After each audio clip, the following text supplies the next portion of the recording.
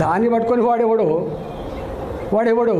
వాడు సైకోనా, శాడిస్టా, వాడు మనిషా, పశువా, వాడు ఏ పార్టీలో ఉన్నాడు, వాడు ఎవరి అండతో ఆ ధైర్యం చేస్తున్నాడు, వాడిని నేర్చుకోవాలి. కానీ బీ కేర్ఫుల్ కొడుక, బీ కేర్ఫుల్.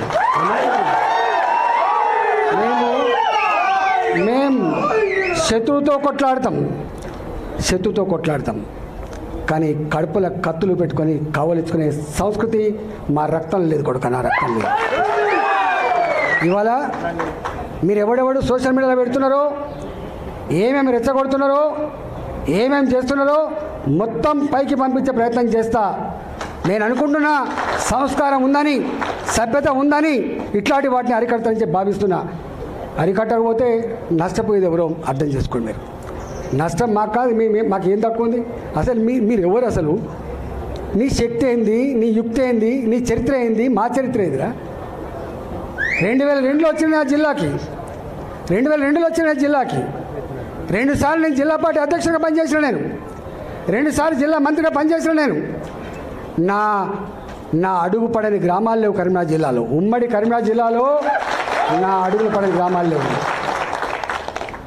ఉమ్మడి కరీంనగర్ జిల్లాలో నేను కరీంనగర్లో ఉంటే పొద్దున ఉదయం పొయ్యి ముట్టిస్తే రాత్రి 12 గంటలకు కూడా ఆ పొయ్యి ఆరిపోయేది కాదు. ఒక్క హుజరాబాదు, ఒక కమలాపూర్ వచ్చిన వాళ్ళు కాదు బిడ్డ, మొత్తం కరీంనగర్ జిల్లా మొత్తం వచ్చేది. పక్క పంటున్న జిల్లాలు కూడా అప్పుడప్పుడు వచ్చిపోయేది. ఇవాళ నేను 2 సార్లు 40 ఫ్లోర్ లేదని చెప్తున్నా అంటే నాకు తెలియని జిల్లా ఉంటుందా? నేను పోని మండలం ఉంటుందా? నేను మాట్లాడినటువంటి జాతులు ఉంటాయా? మీకు మా చరిత్ర తక్కువ తెలుసుకోడు కా, మీ చరిత్ర మీకు తక్కువ తెలుసు. నేను ఆర్థిక మంత్రిగా ఉన్నాడు 110 కులాలు 120 కులాలు ఉంటే అనేక కులాలకి పాపం ఇప్పటిదాకా వాళ్ళకు ఎమ్మెల్యేలు కాలేదు, ఎంపీలు కాలేదు, వాళ్ళు గుర్తించిన పాపన పోతలేరు, వాళ్ళకు కుల సర్టిఫికేట్ లేవని చెప్పి నన్ను ఎవరు కోరలే. నేనే ఒక 40 రోజుల పాటు 40 డేస్ యావత్ తెలంగాణ అన్ని కుల సంఘాల నాయకులతో భాజపా అసెంబ్లీలో మీటింగ్లు పెట్టి, నేనే వాళ్ళకు భోజనాలు పెట్టి, నేనే మీకు లీడర్ని, మీ సమస్యల పరిష్కారం కోసం ఉన్న బిడ్డనని చెప్పిన నేను 40 రోజుల పాటు ఆ పనిచేసిన. 40 రోజుల పాటు అన్ని సమస్యలు తెలుసుకున్న తర్వాత నేను ఒక బీసీ కాన్క్లేవ్ అని చెప్పి బీసీ పార్లమెంట్ సభ్యులను, బీసీ శాసనసభ్యులను, బీసీ శాసన మండలి సభ్యులను, ఆనాడు మా స్పీకర్గా ఉన్న మస్తానాచారి గారిని, ఆనాడు కౌన్సిల్ చైర్మన్ ఉన్నటువంటి స్వామి గౌడ్ గారిని, మంత్రులందరితో ఒక మీటింగ్ పెట్టిన. 3 రోజుల పాటు పెట్టాను నేను. ఈ నోరు లేని వాళ్ళకు మనం దిక్కు కావాలి. తెలంగాణ రాష్ట్ర ఏర్పాటు కేవలం భౌగోళికమైంది కాదు. తెలంగాణ రాష్ట్ర ఏర్పాటు ఈ జాతులకు స్వేచ్ఛ కావాలి, ఈ జాతులకి ఫలితం అందాలనేటువంటి సంకల్పంతో ఉన్నది. కాబట్టి మనం వీళ్ళ కోసమే చేయాలని చెప్పి 3 రోజుల పాటు చర్చించాం మేము.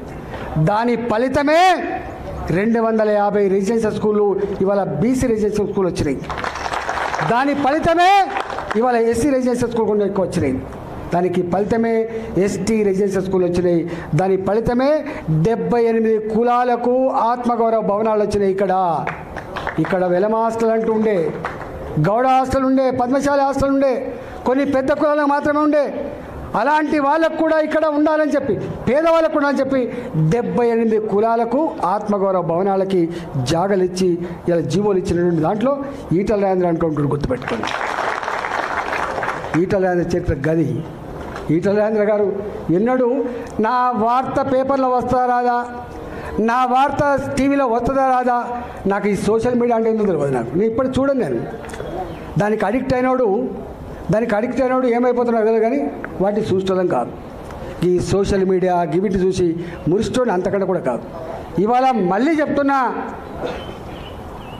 ఎప్పుడు కూడా ధీరుడు వెనుదిరిగాడు, గుర్తుపెట్టుకో. ధీరుడు వెనుదిరిగాడు, గుర్తుపెట్టుకో. అది సందర్భం అయితే రియాక్ట్ అవుతాడు, సందర్భం అయితే బయటికి వస్తాడు, సందర్భం అయితే మాత్రమే మాట్లాడతాడు. భరిస్తాం. ఎక్కడ భరిస్తాం? మీరెట్లయితే భరించలేక ఇక్కడికి వచ్చిండ్రో మీ అంతరాత్మని అర్థం చేసుకున్నా. నేను మళ్ళీ చెప్తున్నా మీకు, హుజురాబాద్ గడ్డ మీద రేపు ప్రతి ఊళ్ళో మన వార్డు మెంబర్ ఉంటాడు. హుజురాబాద్ గడ్డ మీద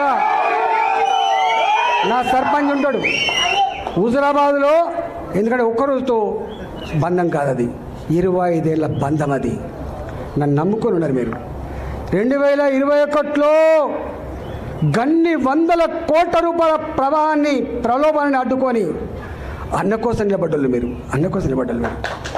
మిమ్మల్ని నేను చాలాసార్లు చెప్తా, కాళ్ళు కడిగి నెత్తిలో పోసుకున్న హుజురాబాద్ ప్రజలు రుణం తీసుకోవాలని చెప్పి స్టేట్మెంట్ ఇచ్చాను నేను.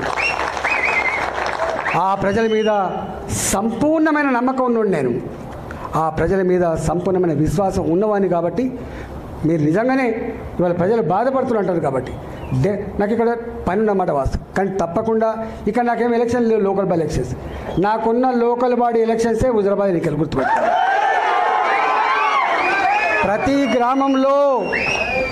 ప్రతి గ్రామంలో వార్డు మెంబర్, ఒకప్పుడు తెలియదు వీళ్ళకి చరిత్ర తెలియదు కూడా కాదు మీకు.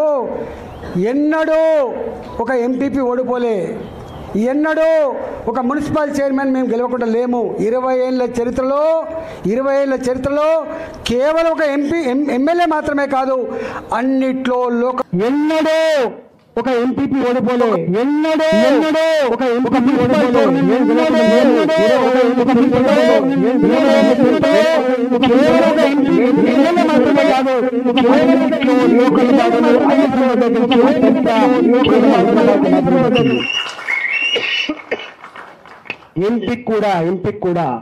ఎంపీ కూడా నాకు ఎన్ని ఓట్లు వచ్చినాయో గన్ని ఓట్లు సమానంగా వేయించిన చరిత్ర తప్ప ఎమ్మెల్యేకు ఎక్కువ ఓట్లు, ఎంపీకి తక్కువ ఓట్ల చరిత్ర లేదు.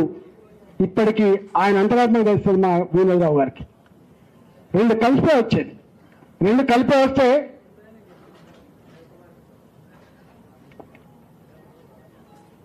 2014 వరకు ఎంపీ ఎమ్మెల్యే ఎన్నికలు కలిపి వచ్చేది. ఇక రాజీనామా చేస్తే వచ్చిన బై ఎలక్షన్ కలిపి వచ్చేది. ఈకల్గా నా ఎమ్మెల్యేకి ఎన్ని ఓట్లు వచ్చేదో ఎంపీగా ఆయన కూడా గన్ని ఓట్లు వచ్చేది. 2019లో మోడీ గారి ప్రపంచం వచ్చినాడు. 2019లో మోడీ గారి ప్రపంచం వచ్చినాడు. హిందూ వాళ్ళు బొండు వాళ్ళు అని చెప్పి తులనాడినాడు కూడా. బయట నియోజకవర్గాల్లో ఆనాడు భారతీయ జనతా పార్టీకి 35,000, 50,000, 57,000 మెజార్టీ వచ్చినా హుజురాబాద్లో మాత్రం నేను ఆనాడు టీఆర్ఎస్లో ఉన్నా